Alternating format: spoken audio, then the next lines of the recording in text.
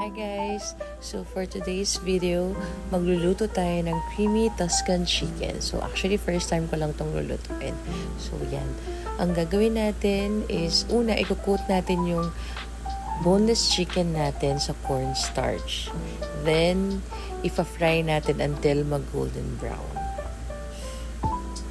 Okay, napakita ko lang yung first fry.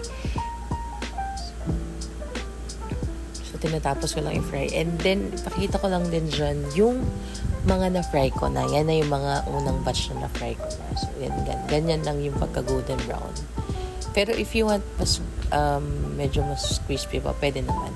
Then, nagsaslice lang ako dyan ng sun-dried tomatoes para doon sa sauce na gagamitin natin. So, first, maglagay tayo ng mantika.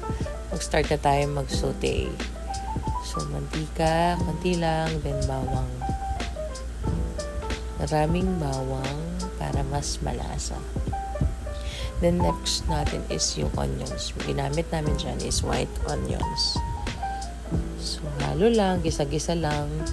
Susunod naman natin ilagay dyan is yung sun-dried tomatoes. Yan. Gusto sana natin ma-achieve dyan yung medyo maging reddish yung sauce. So maglalagay tayo ng salt and pepper to taste. Medyo nag-alangan pa ako dyan. Sige, lagay mo na. Then, pepper. So, sa pepper, gusto ko yung medyo marami. Haluin lang natin. After that, lalagay na natin yung chicken stock. Importante na meron tayong chicken stock kasi yun. Siya din talaga yung magbibigay ng lasa dun sa sauce natin. And, isunod na natin tong Nestle cream or yung full cream natin. Haluin lang. And intay ko muna ng konti. Pagkahalo natin, and if kumulo na siya, pwede na din natin isunod yung mga herbs para manunuot na yung lasa talaga niya. So, ito, garlic powder. Gusto ko yun. Maraming garlic. Then, lalagyan natin ng Italian seasoning. Actually, isa rin to sa magbibigay talaga ng lasa dun sa dish natin. So, yan.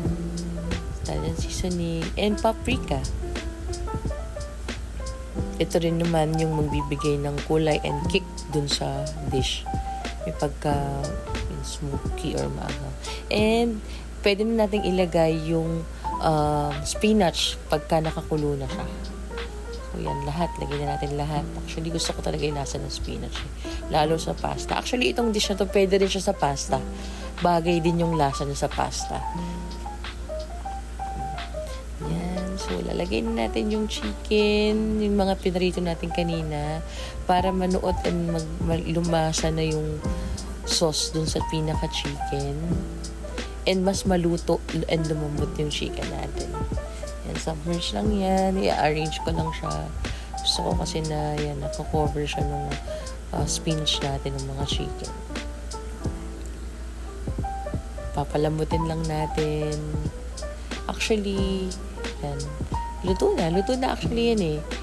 Lalagyan na lang natin ng mga ibang pampalasa pa.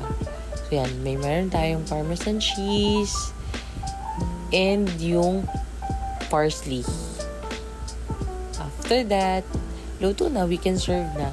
Actually, madali lang siyang lutuin, madali lang siyang gawin. Try nyo guys, sobrang sarap niya. Actually, habang niluluto ko siya, yung mga tao nagtatanong, ano ba yung niluluto mo? Ang bango. So, try nyo rin kasi for sure masasarapan din yung mga kasama nyo sa bahay. So, yan ang ating creamy Tuscan chicken. Happy eating, guys! Bye!